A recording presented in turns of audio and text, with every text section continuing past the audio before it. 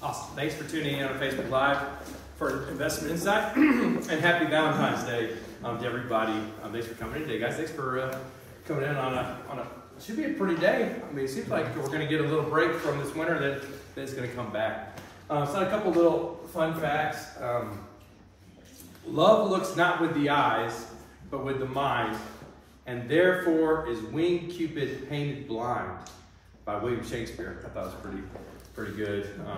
Oddly enough, I was doing some ancestry stuff, and my distant relative is the one that shut down Shakespeare's Theater in England, so it's kind of funny for me. So, I always knew my family was pretty conservative. Anyway,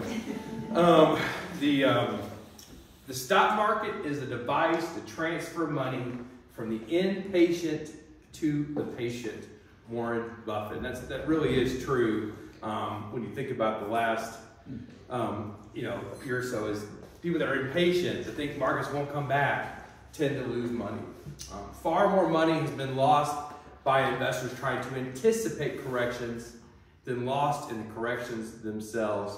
Peter Lynch. Today's kind of a memorable day for me because today would be the 15th year that we've been doing Investment Insight. We used to call it Coffee Club. Some of you guys have been here since we called it that. And so for the last 15 years, we started doing Investment Insight. And we started doing it, if you guys remember, in February of 2009. And so that year right there, it was the depth of the financial crisis. It's when we saw probably the biggest financial panic that anybody has seen in their life since the Great Depression. Just to give you an example, the S&P 500 was around 770 back then. When you guys sat down, it was about 4,110. But one of the nice things about the S&P is it also pays a dividend. So if you think about it, that's 2% a year in dividends that are paid out. But look at the change. 770 points to 4,000. Even though the market has dropped in the last 12 months, look at how much change is in the last 15 years. Whatever. The Dow, which is, everybody loves the Dow, which is always funny to me because last year the Dow didn't do as bad as the broader market, but this year the Dow's not going up as much as the broader market. The Dow's only 30 companies. Only 30 companies are in the Dow. The S&P 500 is the 503 largest companies. Many of the big companies are not including the Dow. So they say, well, the stock market, the Dow went down today. Well, maybe. But that doesn't mean the stock market went down. So that's a big difference there. The Dow was 7,200 back then, and now, of course, it's 34,000 points. High yield bonds were paying 12% plus in 2009. You get 12% a year on almost a guaranteed basis. And it was funny when I did Investment Insight back then. I recommended people buy was high yield debt and small and mid cap stocks. Oddly enough, nobody bought anything. But if you look at it, if you had kept that, you would have made 12% a year since you bought it. That's pretty remarkable when you start thinking about returns and compounding interest. Of course, in 2009, everyone got really nervous because we had a new president, and he really, really made a mistake on the State of the Union. He, and not to pick on President Obama, but when he was elected president, I was in a very big staunch supporter of his house the next day, and the guy said, "We got another Bush, somebody that doesn't know how to speak." And he got better at speaking, but when he first got elected president, he was very much, they thought he was over his head. What we're doing was over his head, and that caused a drop. And so it's interesting, if you look back from 15 years ago, where we are today versus that, and how even with the markets having a rough year last year, 770 is a real rough year. on that with investments. But I had a couple fun, that's our kind of our fun facts today. Obviously, Investment Insight's an educational space.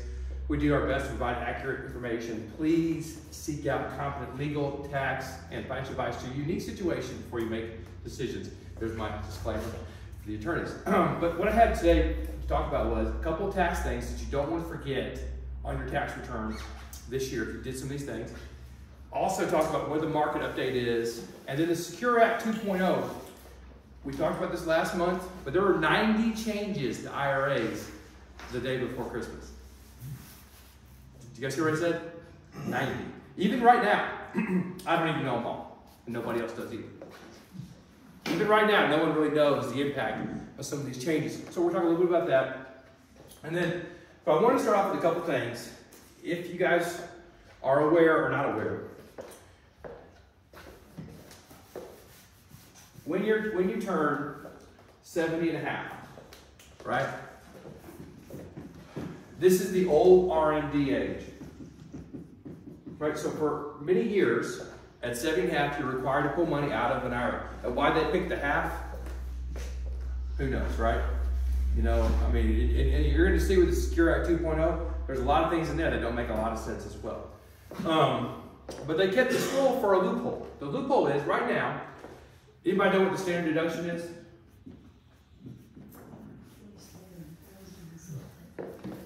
It's basically, if you're married and you're over 65, it's $27,000 bucks, right? So unless you have deductions equal or greater than $27,000, you don't get to count them off. You know, one of the things when President Trump got elected, before he got elected, he said, "I'm going to make your tax return simple. You can do it on a postcard." Now, who did a postcard tax return this year? Not me. Okay, but the concept here was, instead of keeping track of all the deductions, make the standard deduction bigger, and then everyone just takes standard deduction so you don't keep track of it. Less time.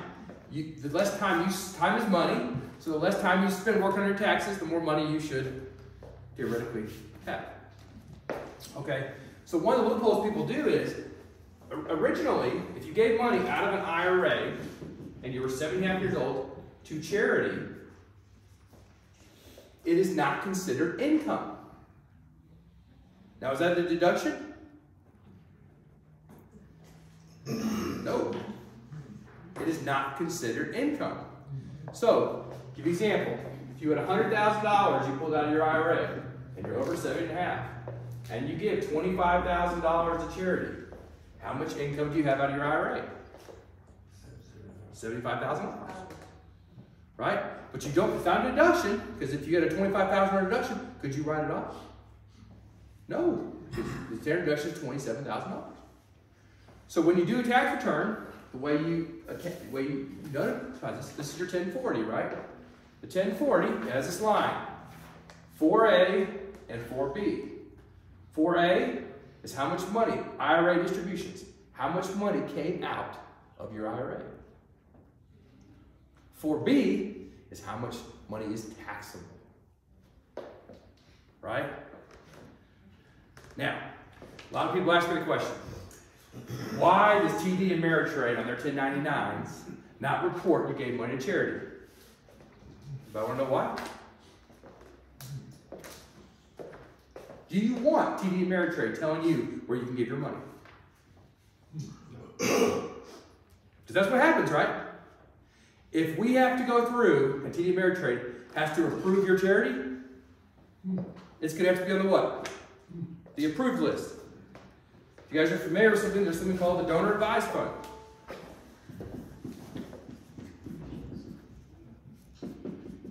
Donor Advised Funds, and I have one myself, is you get the money now, and you get a tax deduction. But you decide later when it goes to a charity. When is later? Anytime you want. Anytime you want. I can name Madeline, my youngest child, and say Madeline decides when she's 50. So that money goes tax-free for forever. Now, if you guys remember, there was this election last year, right? Some of the wealthiest people in America created donor advised funds, gave the money to them, and then spent the money on political purposes. Okay? Guess what the IRS does not like? money going into politics. Okay? And so, with the IRS, because these people found a loophole and cheated the system, when you give money out of a donor advised fund, there are now regulations on some of the stuff you give money to. You can't give the money away to political groups. That's one of the rules on there. Okay? Now, all this stuff's coming down, so it's not in law yet, but it's happening. And so, the reason why TD Ameritrade, they're 1099s, they don't know if you give money out of an IRA to a charity, they don't know if that charity is a good charity or not. They're not going to make that determination. Because, honestly, they don't want to tell you where to give you your money. Because if they have to do it, only some people are going to make the list. You know, there's a cemetery fund for my family, Mount Vernon Cemetery in Rock Island. That fund, I guarantee you, has not done the appropriate tax return for the cemetery fund since it existed. We meet once a year in May. It's got about 150 grand in the checking account, right? And it pays for cutting the grass on that fund. If you wanted to give money out of your IRA to a charity, that would count. But is that ever going to get approved on a big list? No, because nobody knows who it is. And that's why they don't do it. They don't do it. And they have to charge you more money because if they do approve somebody, they're going to have an accountant do what? Research it. Get a transcript. It's going to cost more money. And that's why they don't put it on there. Okay? But this thing with donor advised funds, which is a new thing, so there's a very wealthy Republican family. Oh man, I just forgot the name off my head. And they basically gave, in the last election cycle, I think it was $1 million, it was multi-millions, maybe $70 million to a donor advised fund, and they spent it on activities. Because here's the thing, right? You have all this dark money out there in politics. And the thing about dark money is, as long as I don't, you know, like for instance, let's say I really don't like Jimmy Hollingsworth back there. You know, he's our, if you got any problems with Coffee County, he's our vice mayor right here. He just came in the room, he's last in the room, and I really don't like Jimmy Hollingsworth. So let's say we got Phil over there, and Phil's like, I'm going to beat Jimmy Hollingsworth. It's District 2, right, Jimmy? District 2. And actually, you live in District 2, I think, Phil. So District 1. Okay, District 1. And so let's say Phil lives in District 1. I'm like, you know what? I really, really want to get Jimmy out of there. So I go out there and I say, you know what I'm going to do? I'm going to start my own dark money fund, donor advisor fund, but I'm not going to tell Phil about it. We're not going to work together. But you know what? I'm gonna start running ads on my own. Jimmy Hollingsworth is the worst. You know, he wants the sewer to be expanded here, and we don't want anybody to have a toilet in this community. It's really not that old. Okay? That's just something we really don't want to happen. Now, I didn't work with Phil, right? And they're saying it's for community purpose because I don't want there to be toilets. I want things to be natural. Right? I want us to go through, I want us to use the streams and the rivers the way God intended us to use. We don't need latrines. We just want to go through. That's what I want to happen. And that's what I do. And that's the argument they're making. I know this is a joke, but this is the argument they're making with these donor advised funds. And so there's going to be some more regulation come down, and it'll go to the Supreme Court, and we'll see what happens. But the nice thing about a donor advised fund, for the moment, is you can give the money away now, get the tax deduction now, but you can decide later who gets the money. And that money can grow in interest. It can grow over time. And so that's what we're looking at here. Another big one to report is what's called the backdoor Roth IRA. Now, we always call it the backdoor because it's a loophole, and the IRS never really told us for sure if it was legal or not. So there's always some fear that you weren't able to do it. But last year, they actually talked about it in Congress, and they kind of recognized that it's a legit thing, which they'd never done publicly before. Okay, so if you make over, and I'll just throw the number out there, make it easy. Let's say you make over $200,000. What's 210 this year, I think? You make over $210,000 a year, and you're married. You can't put money in a Roth IRA. In a Roth IRA, you pay taxes down. It grows tax-free forever. If you make over $210,000 a year, you can't contribute to a Roth. Okay? But there's a loophole. Okay? In 1973, when they came up with the traditional IRA, All money went in post-tax. And the government said, we want all the money going post-tax because you don't have to pay tax on anything you make. But we're going to get our tax money now. Well, not enough people used the IRA, so then they said, well, wait a minute. We're going to make it where if you make an IRA contribution, you take it off your taxes, so people will start saving for retirement. They started getting rid of pensions, and they said the IRA will fix it. It hasn't. That's what they wanted. Okay? But you guys remember? Originally, the money was after tax. So did they change the law to get rid of after-tax IRA contributions? No, when they made the Roth, they kept the original law because one of the things, there's a guy from Florida named Rick Scott. And Rick Scott wants things to say, after 5 years, any law in the book sunsets. And what he wants to do, and they're all mad at him, is they want people to have to reapprove it. If the law makes sense, let's keep it on the books. If it doesn't make sense, let's just let it go away. It's a really smart idea. And here's the reason why, but it also creates a loophole for us. 1973, they didn't have the Roth IRA. Roth IRA came around in 2003. So, but all the contributions put in traditional IRA, you can put them in after tax.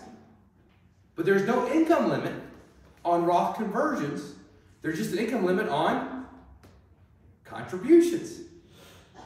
So let's look at me, right? So I don't have a traditional IRA with any money in it.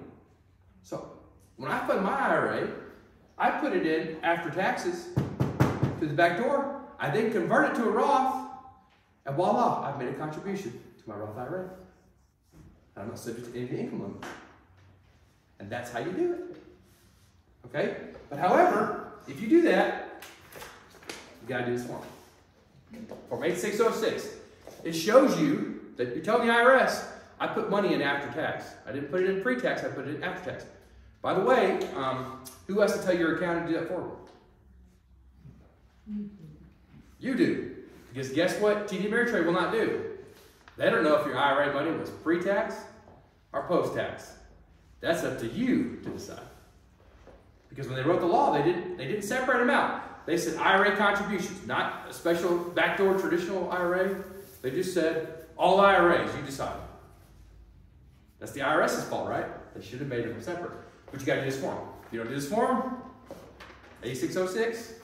This is also where you report Roth conversions. You don't do this form, you're not doing it. By the way, what we've noticed is 90% of people that are doing this, their accountants aren't doing this form.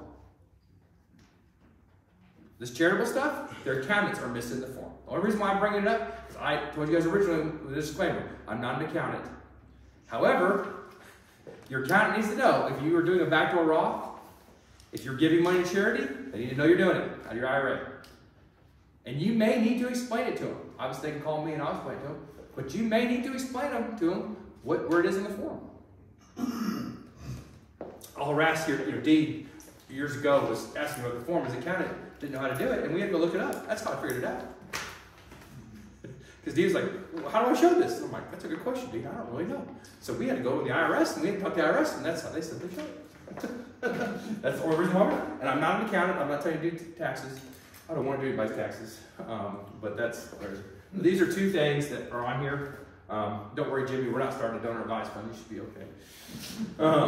But that is something pretty neat. And if you're not familiar, I know that I was talking to Darla's husband, Mark, when you guys got here. And I'm like, how cool would it be for my kids, instead of arguing over money, to be arguing over which charity deserves the money? That's something that's important to me. I would rather my kids take they inherit money from me, argue over how to give it away, than argue over who's getting the Ferrari.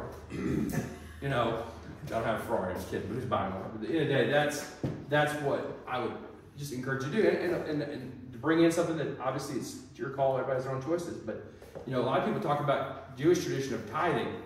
Well, 10% tithing applies to income, but it also applies to when you die, your net worth. That money is also, there's a biblical reference to that applying as well. But I won't go into that. I'll let you guys go to church. So money donated to the donor advisory fund that doesn't come from an IRA, the IRA or the Roth IRA is still a contribution, is that? I don't understand that. What do you mean? I'm like, you just, So money that was put in the donor advisory fund yeah, that just came from like a standard account, like a regular a account. checking account. Yeah. That would be a charitable deduction. It's charitable deduction. That would not fall under the IRA distribution. That'd be a straight up charitable deduction. Oh, okay, okay. So like when I actually funded, or Susan and I are funding our donor advice fund this quarter. It's just, I'm not doing have an IRA, I'm just writing them a check. So that's the same. So I get to write that off. My standard deduction applies, right? So I have to compare my standard deduction, I have to compare that. I can only write that off if I give away more than the standard deduction. Okay, So, good question, sir. And that, and that's, obviously, if you guys weren't aware, charities have not really recovered from the pandemic with giving. They're still way down, and churches are still struggling too. So that's. Well, just to make sure I don't run out of time with this, because I really want to hit this first, I'm going to change my order a little bit. So I'm going to do the Secure App 2.0, and then I'm going to talk about the market after. Okay. I'm going to start with telling you guys there's a lot here, and there's some of the stuff that may be accurate, may not be accurate. The best part about, that IRA thing, when you give money to charity, that really didn't start where people could use it until 2018. That law, the tax law, was passed in the last week of December of 2017. So a lot of those changes caught everyone flat-footed because you only have 4 days, and most people get money out of our office on the 1st. So I got 4 days. It becomes a challenge to interpret all stuff, and they always do it during Christmas, whatever, and during New Year's, which is always a tough time, which is why I'm never off but that week. I'm always going to work that week. I don't always, but I've had for the last 17 years because they're always making changes that week, Okay, so the Secure Act 2.0 is the big thing here. So one of the main things they did was for 401k plans. If you have 50 or fewer employees, so America has a big problem.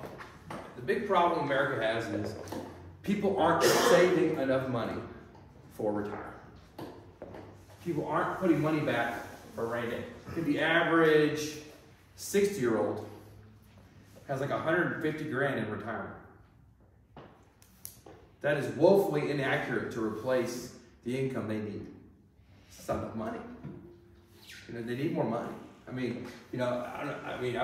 looked at it a while, but MacArthur Manor over here, the nursing home, I'm pretty sure they're over $7,000 a month.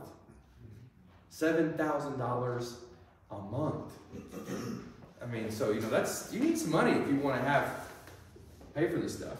And so if you have 50 or fewer employees, and my aunt had brain cancer, and in 2010 she passed away. For her high intensive care in Seattle, back in 2010, she was paying $9,000 a month. So we live in a pretty affordable area, So I'm sure if you're in some of the bigger cities, you're probably looking at $14,000 to $12,000 a month, for the same facility. So that's something to be aware of. So if you have 50 or fewer employees, they're going to offer a credit for people offering 401ks. They're going to pay $500 to $5,000 of the cost for 3 years for companies that will now offer a 401k. In addition, they are going to pay $1,000 per person credit for non-owners and employees that make less than $100,000 a year. The government is really, really trying to get people to do 401ks. 401ks are very expensive because of the administration burden. Most of you guys here work for a company or provider that offered a 401k because you work for bigger companies or bigger entities.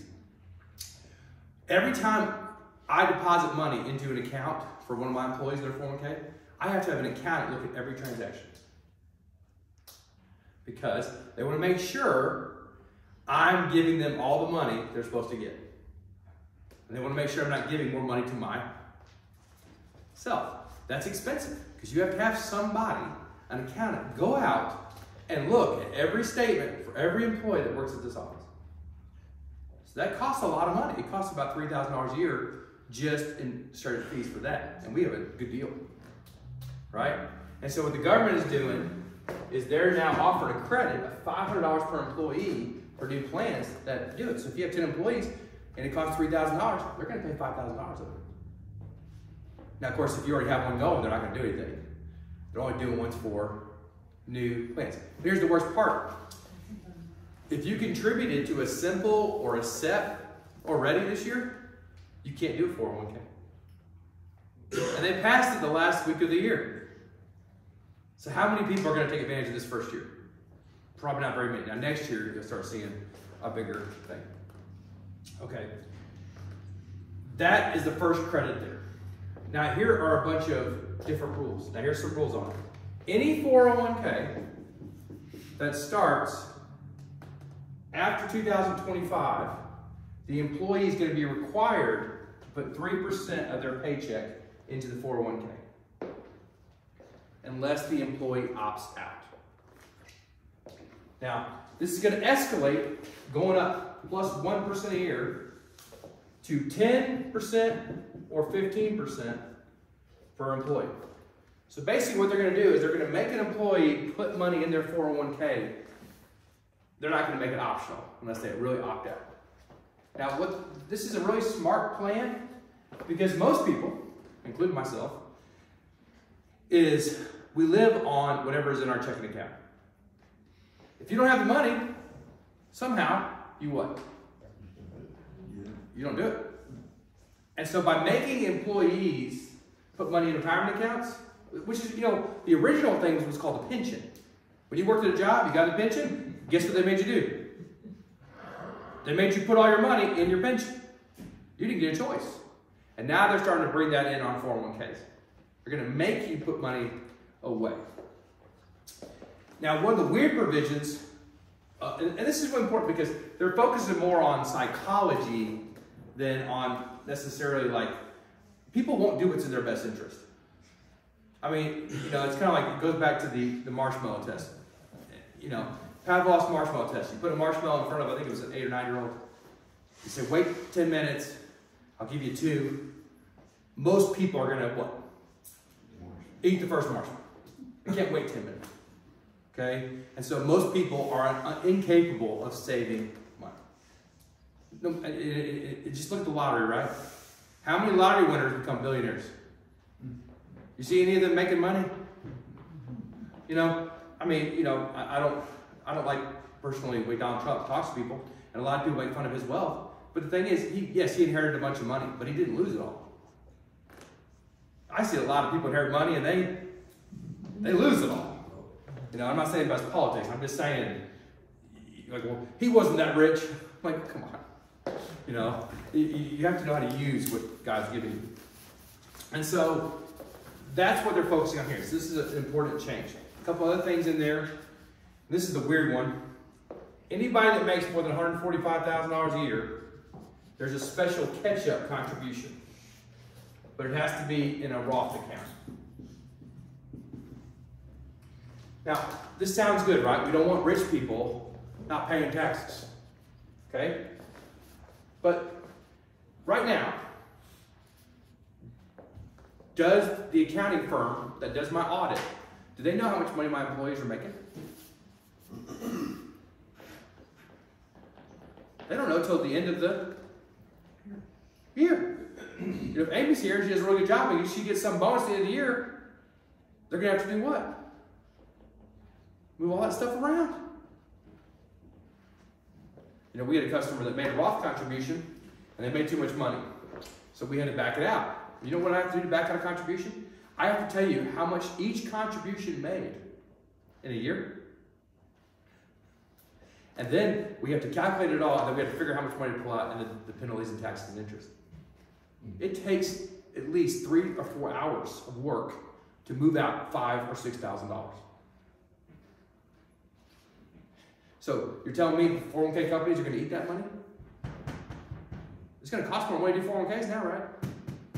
Because they're putting all these stupid rules in there. That's the first one on that end. Employer contributions can now be Roth. So like for instance, if your employee matches, like we match 7% here, and then we do profit sharing, so we match 10%. If Amy wanted to, she could take the 10% I give her and say, I'm gonna pay taxes on that, and I'm gonna put that in my Roth. They're gonna let you, that's actually been illegal till this year. Part-time employees that work 599 hours have to be eligible for a 401k in 2 years. Okay, so part-time employees. Now this is in 2024, you're allowed to use your 401k match to pay student loan interest.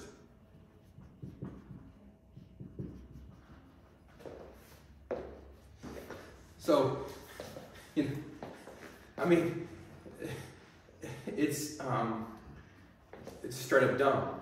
Like you're going to pull money out of your account, pay taxes on it to pay student loan interest. So now you're going to get another 1099 that you're probably going to what? Be taxed or forget about. And then, I don't know if you guys do this, but right now the interest rate of the IRS is 8% if you underpay taxes. It was about 4% for several years. It's double. Okay, right? Plus you have the underpayment penalty of 20% per year. And so, another thing they're doing is they're going to let 401ks set up an emergency fund within the 401k of up to $2,500. Now the weird thing about this is, it can't go $1 over 2,500 bucks. So what happens if I invest my emergency fund and it makes money?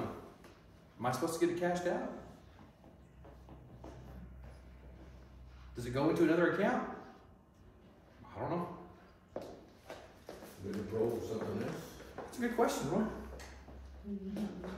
They haven't said. But, you know, good intentions, stupid laws. Right? And so,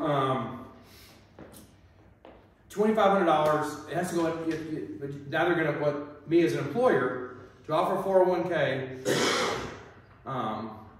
provide a student loan payment option, provide an emergency fund option. You know, this is what they're, okay. Another thing they're doing is you can pull $1,000 a year out, penalty free, each year, but you have 3 years to repay it on your taxes. This is another thing that doesn't make a lot of sense, because you pull $1,000 out, you now pulled the $1,000 out of your account, you get a 1099, you get it what? Distribution. And now you have 3 years we can pay it back. So does that mean you go back and get to amend your taxes from 3 years earlier?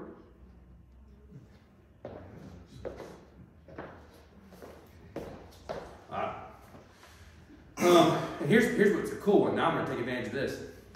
In 2027, if you have an employee, if you as a worker make less than $41,000 a year, the government is going to match your IRA for $2,000 a year. So it's pretty cool. All my kids are going to be emancipated. They're not going to be on my tax return. I'm going to give them $2,000 in their Roth IRA, and the government's going to give them $2 grand extra. I got 7 kids. Just made $14,000. That's 14 grand. 14 grand. You know? But here's the thing. How many people that are lower income that make less than $41,000 a year know about the loophole and are going to use it? 2%? 1%? 5%? Think about it, right? People that, if you can barely pay for your food, do you have money to save? No, you don't have any money. So this is another one. So keep that in mind. Don't forget that year, 4 years from now, if they keep this on the books, this is a great way for if you have grandkids or people that are in college, when they start becoming on their own, this is a great way for them to start up a retirement account and get going. It's stupid, it's bad policy, but it is the law. You know, they're going to give you $2,000. They have to put $2,000 in. But if you're thinking, like 18-year-old birthday, by the way, you know, my 13-year-old, 5 years, it'll be 18, right? That's 2028. Put that money into an IRA, you get $2,000 free from the government into the IRA. Now, I don't know how it's going to work, right? Because the IRS, how does the IRS put money into my IRA account? Yeah, Right? Because right now, like so tell you how crazy it is. The IRS, I had to amend my tax return in 2019. So I amended my return, I sent them the money, whatever, I paid them. So last summer, I go to my mailbox and they sent me the money back. Because they hadn't looked at my original, they looked at my original 2019 tax return that wasn't amended, and they sent me the money back. So I'm like, oh great. So then I have an IRS account. So I start seeing my IRS account. I've not gotten any letters, still haven't got a letter. I start seeing where I owe money to the IRS pop up about 6 weeks ago. Because somebody looked at my amended return and realized I owed money that I already sent them. And so then I see they're charging me interest. Right? I have not got a letter. I actually checked. I checked yesterday to see if any letters have come out. No letters yet. So I went ahead and paid them. Because I don't want to pay any more interest and penalties.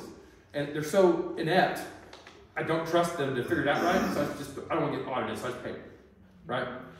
And so now they're telling me the IRS is going to put money in my kids' retirement account. And they're going to do this in 3 years. 4 years. We'll see. We'll see how it goes. Okay, so that's one thing in the bill. But this is really cool because you can make up to $71,000 a year and they'll match your IRA. So if you have grandkids or you have kids that aren't saving, keep that date on your calendar because this might be a short-term thing. Because guess what's going to happen? They're going to figure out that 98% of the people using this are going to be wealthy people's kids. And then they're going to change the law. But it'll probably still stay in the books because we don't get rid of old laws. You know, I mean, I'm not saying Mr. Scott's politics are perfect, but he really is pretty smart. If there's a law we're not using, let it sunset. You know, I think one of the things on the Tennessee Constitution involved slavery, that we hadn't changed in our Constitution back for slavery days. And then we voted on something to remove it from the Constitution. That should have already been gone a long time ago. You know, that never should have been in there. Okay. The RMD age, of course, is now 73. It's going to go to 75 by 2033. The penalty right now, the penalty was before. If you did not take the required minimum distribution out of your account, the penalty was 50%. 50%. 50%. Okay? So, if you have to pull $100,000 out of your account and you don't pull it out, you're going to pay a penalty of $50,000. Plus interest, plus underpayment penalties, and taxes. Right? So everybody needs to make sure you get your RMD done. Please get it done by the end of the year. Okay, that penalty is now dropping to 25%. Okay? And if you get it corrected in 2 years, it goes down 10%. Now this might sound like a good change, but all the years that I've been doing RMDs, we've had 2 customers miss their RMDs. And each time, we got the IRS to grant them an exception to the rule. And the penalty was 0. What do you want to bet those exceptions are over now? So do not forget your RMD. You know, one of the number 1 reasons why I encourage everybody to have what's called a move money on your account, where I can put money in your checking account, is because the last month of the year, if you can ask Amy, is hell on earth for us. Because nobody, because like to pull money out of an account, they tell me it takes 45 days at the end of the year. Because if that paperwork's not on file, I can't do it. Now, fortunately, I can usually maneuver and make it through, but it keeps getting harder because the work ethic is continuing to decrease. Getting stuff done is going to keep getting harder. You get some of these things in place, if you don't have them already, before it happens. Okay. Here's another one. It's pretty cool. I'm allowed to give my employees gift cards if they participate in the 401k. You know, it's pretty cool. Susie is going to get a $5,000 gift card for participating in the 401k. Right? Because I don't have to pay taxes on it. It's a deduction. I gave her a gift card. Sorry, Amy, you're getting $5. Sorry. The thing is, but the thing is if you're an employee, you can give a gift card. Now, I don't know how much money it is. They don't even say. They don't even know what it is. But they're going to give you a gift card. That was random as it gets. I just feel like it's somebody going to Walmart thinking, I want a gift card. If I get an employee for a but you're allowed, as a business, to deduct giving your employee a gift card for participating in the 401k. And to my knowledge, it doesn't mean my spouse is excluded. How much gift card could that be? Something I'll have more information on later for myself. The problem is if I give her a gift card, I won't get the money back, so I still do. So anyway, but that's how it goes. So it's money back. But she's not watching right now, so it's okay because she doesn't like watching these. Okay, there are 90 changes to IRAs and retirement accounts. So this is just some of them. So I've gone over about 20 in Investment Insights. So that means there's 70 more changes that I don't even yet know about. So expect more information on this. And there could be more stuff that affects your accounts. But, the coolest one, you guys could pick, the gift card's pretty cool. If you want to cheat on some stuff. I guess it's not cheating because it's legal. And there probably is a dollar amount for the gift card. I just haven't seen it. It's probably... That's... they exclude the husband and wife on the 401k stuff here. But, but that's... Who knows? Who knows? Who knows? But the thing is you can write it off. Because it's... Normally if you give a gift card, you can't give somebody over $25 for the IRS rules. They never index that for inflation. So it's interesting to see what that means. So I'm assuming that what they mean to say is you can give somebody a $25 gift card. Because the IRS rules, that would have some basis, but we don't know. Nobody knows. To tell you how much these laws are changing, the TPA firm, which is third-party administrators, their name, they're based in Connecticut, they do our 401ks, and they don't even know all the rules yet. And they're the ones that are supposed to be administered because they passed it the last week of the year. So you're not giving anybody time, the attorneys, to get on this stuff. So the coolest one, of course, is this $2,000 a year match for, especially if you got grandkids. It's a great way to get them started investing in the internet. One of the nice things about a Roth IRA is it's tax-free growth, right? So if you have a grandchild or a family member or somebody you want to help out, and they're a real high flyer, getting them started with a tax-free account is pretty cool. Because they can really do something with it. Anybody have any questions about this? Is that the one with the kids there, the $2,000 ranch? Is that an IRA? Is that what it is, or a 401k? Yeah.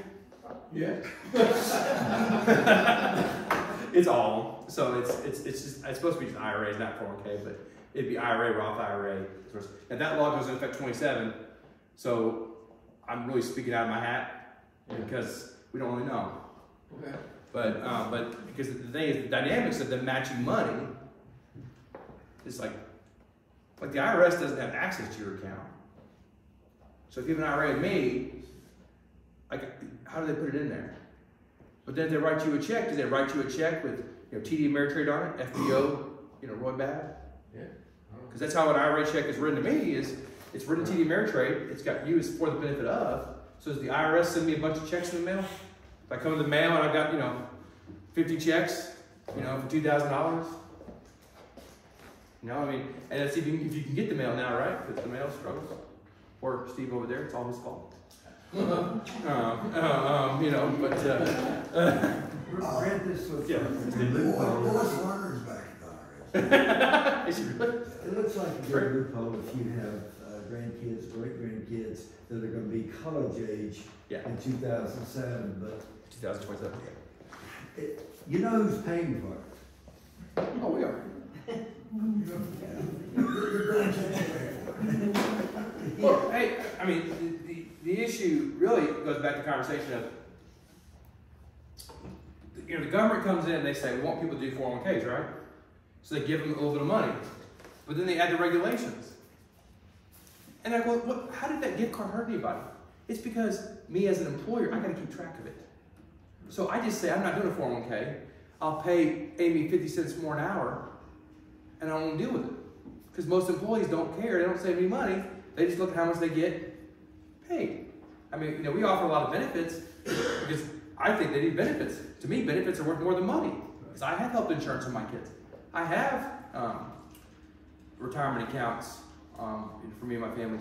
We've had staff people work here. They don't have health insurance for their kids. They don't want it. They don't want to retire. They just want to live today. And so that's the whole problem, right? The more you add regs, the more harder it is to administer, the more it costs. But if you pay attention, you can take advantage of it. If you're going to do this anyway, you can take advantage of these credits. You can take advantage of this. And if you want your kids to get started, it is unfortunate the way they're doing it, but at the end of the day, hey, take the government's money, it's there. It's the same concept if you look at affordable, the marketplace insurance plan. Same exact concept. They give a lot of subsidies there to people, and they just look at your income. They don't look at your net worth. So you can have somebody worth $10 million getting free health care. That probably shouldn't be. It doesn't matter if it's right or wrong, it's just a matter of what the law is. And that's just all you can do. So, a couple of years ago, there was a movement in Providence, at least an underlying movement in Congress, where they would, when you're born, if you're born here, you would get a X number, like $2,000, and it would go into an IRA or Roth. And it basically, I don't think they want to replace Social Security with it, but it was just a way of getting people to invest.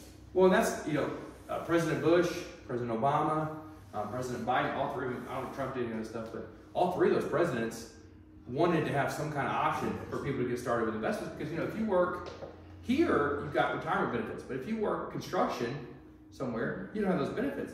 And so it does hurt, the freedom of access.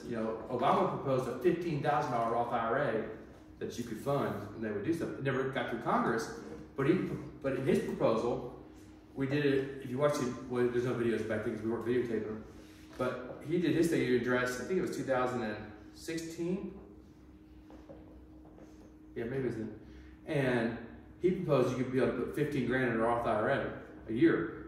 He didn't say a year though, $15,000 at a time. So his proposal was pretty cool because I could put 15 grand in, roll it over, put another 15 grand in, roll it over, put another 15.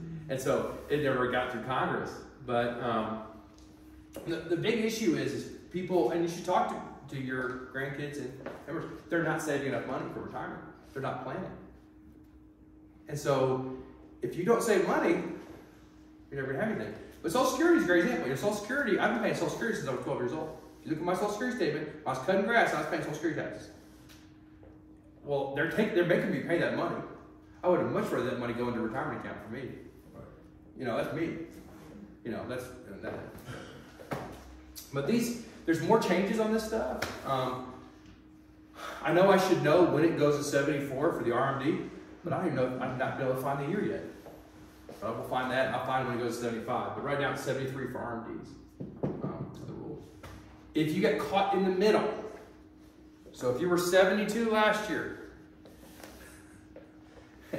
and now you're 73, the rule states that if you're already taking them, you got to keep taking them. So if you pulled your RMD out in January, thinking you were doing something smart, you should wait because you already took it out. It already counts. That's what the IRS language said. So if you know anybody caught in the middle and you've already started pulling it out, you can't put it back. It's got to come out. Okay. So we'll talk.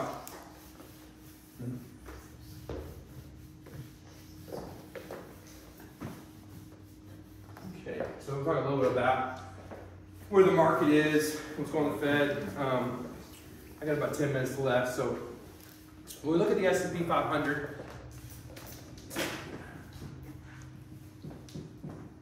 um, 69% of companies made more money than expected,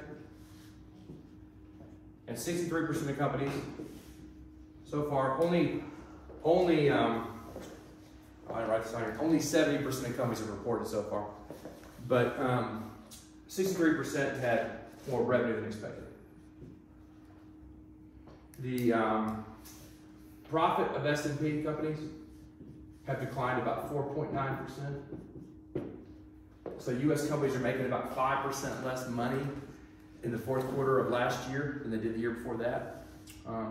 That would be the first time they've declined since the third quarter of 2020 during COVID. The S&P trades at 18 times profit. The last 5 years, it's averaged 18.5 times profit, and the last over 10 years, 17.2. The biggest companies that are struggling are banks. Goldman Sachs, U.S. Bank, Wells Fargo, and Allstate have seen very large profit drops.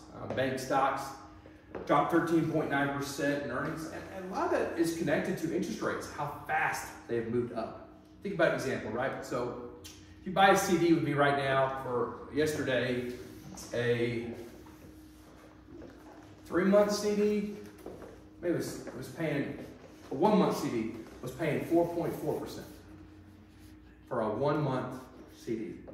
Now, I've got a car loan on my van with a bank here in town, and that car loan is 3.25%.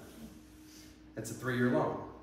And they did that loan back in, actually it might be a 4-year, they did that loan in 2021 when the rates were 0. So they could loan money to me at 3 because they're paying you on your checking account 0. Well, now, if they're having to pay you 4.4%,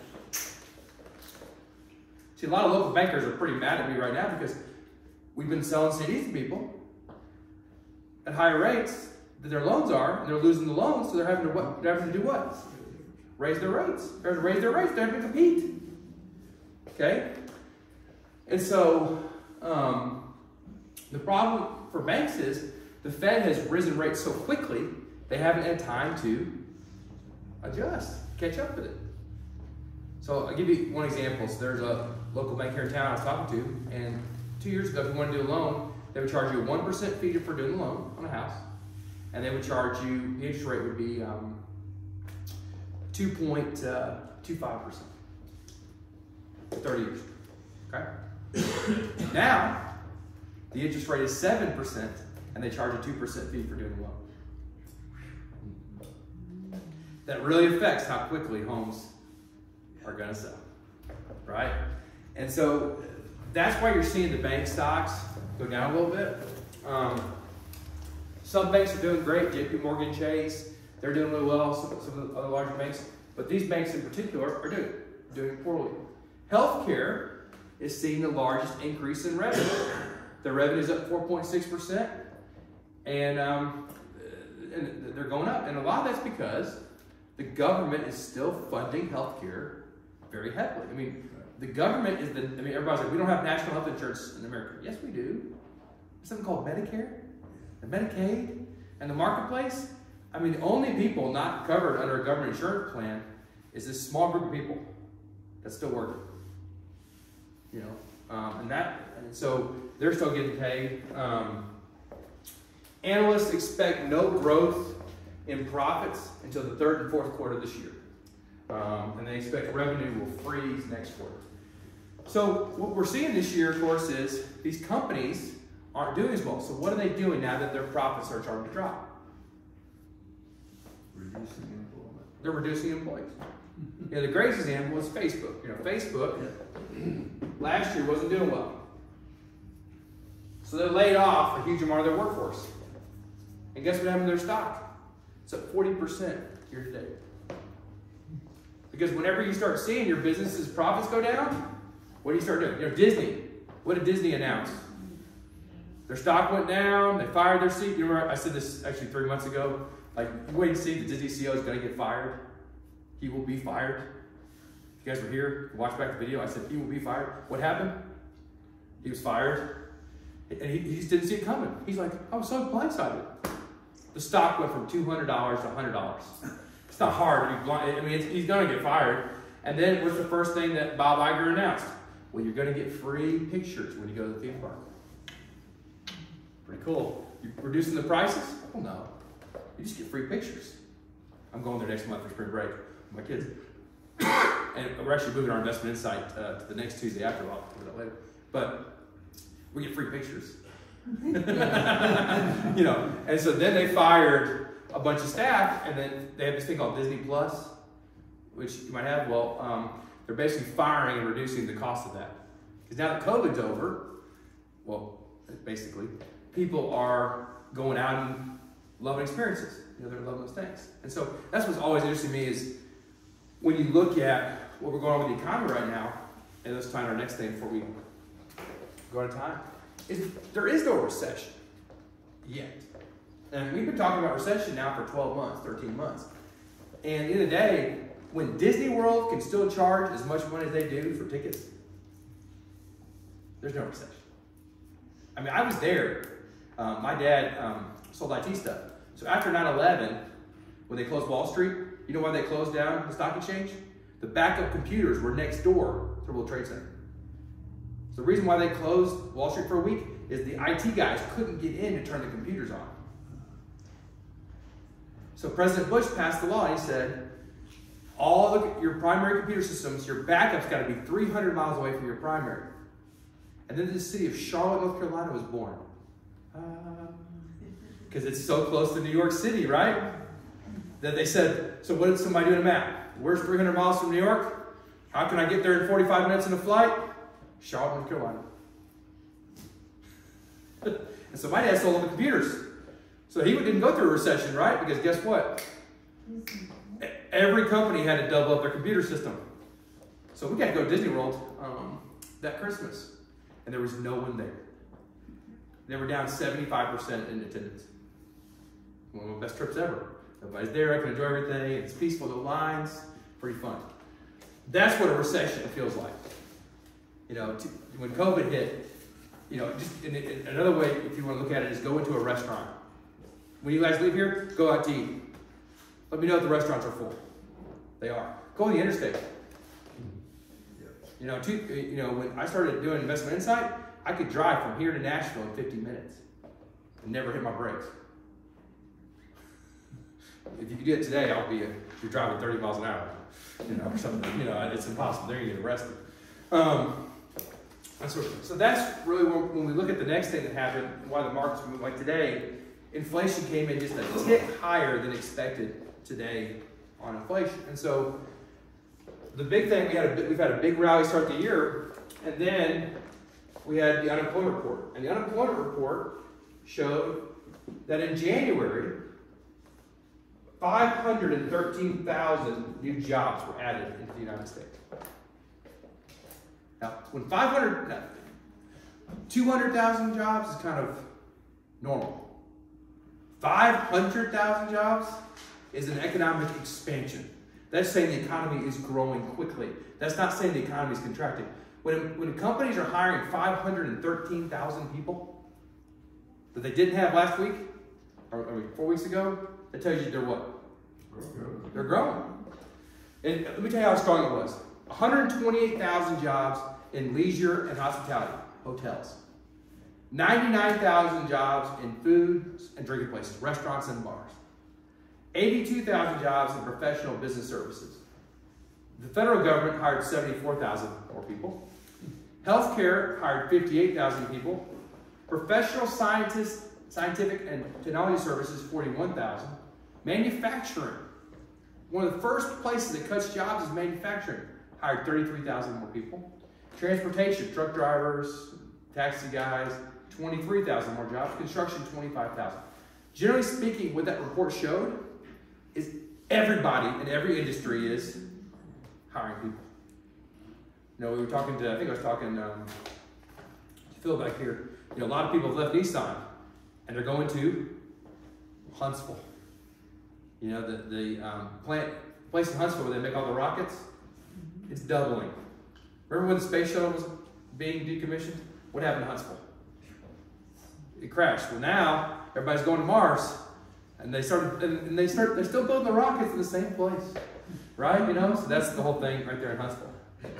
And so the challenge we have is we don't have enough workers. The employment participation rate The number of people that are actually working or actually working of the population is 62.4%. Before the financial crisis, 66% of the population pretty much worked at all times. So where are those 3.3 million people? Because normally before COVID it was 63.3. So we still have 1% of the population not working, 3 million people, 3.3 million. Where are those people? They're probably right here, retired. Right? Because that's what it is. I mean, the baby boomers were the largest group in the country. And they're all getting older. So they're all retired. And there's not enough people. And if you look at the birth rate, our birth rate in our country keeps going down. So the only way to increase the working population is to bring in immigrants. You have to bring in immigrants. There's no choice. It's a mathematical impossibility. You know, because you think about it, and this sounds terrible, but anybody over 65, you're on Medicare, right? So you cost money. Anybody working is paying money. So if you want to keep having Social Security and Medicare, what do you need? More. You need me to have more kids. Tell my wife that. Just kidding. Anyway, that's how you do it. That's what it is. And that's where it is in the population. So, and so when you look at the numbers, though, this creates a scenario where the market doesn't really know what to do. The market hates one thing over everything. What is that? Uncertainty. Now, we all know life is uncertain. But anybody, when Russia invaded Ukraine a year ago, everybody said we're going to go into recession. The recession has not happened. So for the last year, we've all been focused on a recession that has not occurred. And so this leaves us with three basic options, and I'll close for the day. The first option is the Federal Reserve raises rates to slow down the economy enough, and they get what's called a soft landing. This is where the Federal Reserve is able to get inflation down without causing millions of people to lose their jobs.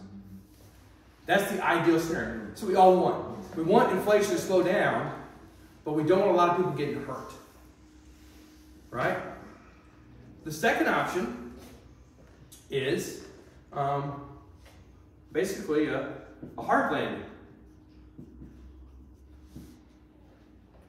This is where the Federal Reserve goes in and they cause a bunch of people to lose their jobs. They get the economy to go down. They get Disney World attendance down. And then they get people to stop spending money. And so then the economy. And so the problem you run into is when we look at our current situation, I don't know why I did three, you're only two. That's kind of where we are. Is trying to figure out this. Now, all these jobs shows you that unemployment is still really low and still really strong. So there's a lot of people that, if you want a job today, you get one. There's 1.9 job openings for every person that's unemployed. Right? Now, naturally, if you wanted to bring down inflation, you could bring a bunch of immigrants in, right? We could say, you know what, this war in Ukraine is going to end. We're going to let the whole country of Ukraine come to America. Russians can have it. We need the workers. What would happen to everybody's wages? They'd crash. And then we'd all have to learn to speak Ukrainian, right? If you order some food, you're like, I can't even do Russian dialects. I'm not going to try. And so that's the situation. Or you get some of the people that are retired or maybe aren't working fully, get them back working. That would be another ideal scenario.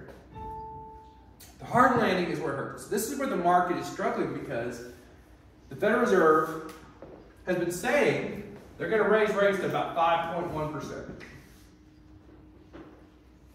Now the market last week started pricing the rates at 6%. Because they don't trust the Federal Reserve. All last year they kept telling us they were only going to raise rates 3 times, and they did it 18. So nobody believes anything they say. They have no credibility. And so that's why the market had a little bit of a drop last week, because they're like, Well, if rates are 6%, I'm gonna move some of my money from stocks into something paying, because if the Federal Reserve's paying 6, you can get 8% on a bond, right?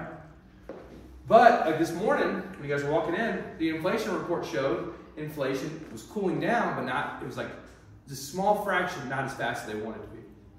But it's cooling down, but it's still running about 6%.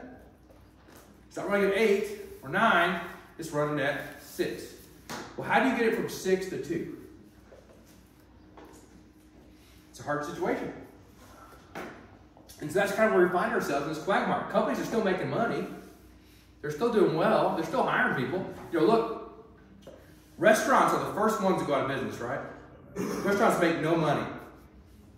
I mean, one of the most successful restaurants here in Manchester that you guys have all been to has $1 million plus in revenue and doesn't even make 60 grand a year. Okay? And so restaurants don't make any money. So if a restaurant's hiring people, they feel like what? Times are pretty good. I mean, what's the first thing when COVID hit? What did restaurants do? Close the doors, fire everybody, moved on. Yeah. Why isn't petroleum and food costs included in the basic inflation rate? Why is it not included? Right. Because it's so volatile. It's really a bad reason, but the problem with gasoline is when China reopened, our gasoline prices went up, what, 50 cents a gallon? Now they're going back down a little bit. But the thing is even though they don't include gasoline in there, I guarantee you the reason why that inflation report was hot this month, just by a little, is because of diesel and gasoline had that little spike. Because what happened is when diesel went up, Kroger charged more for their food. But you go in and there's a dollar high, and that's $1.79. Kroger's $1. There's increments, $1.49. That's 49% inflation rate on that one item. You know, they come out and say inflation rate is. But you look at 6%. Housing's gone down, washing machines have gone down, TVs have gone down. But the problem is, if you already got a TV, if you already got a washing machine, and you already got a house, what are you buying? Food and gas. But if you're like my kids, who hopefully soon will have a $4,000 IRA, they need a house, they need the stuff, right? And so that's how it goes. And so, but that's where we're at. And I know I'm a little bit over time, but that's the big issue here is get the uncertainty gone. And the number one, you can drill more oil. You can get Venezuela to sell more oil to us, more diesel, because they've got tons of diesel. You can bring in more immigrants. There are natural ways to reduce inflation. You don't have to have the Federal Reserve destroy the real estate market to make it happen. But if they do, it'll happen. But there are natural ways, and you're already seeing that.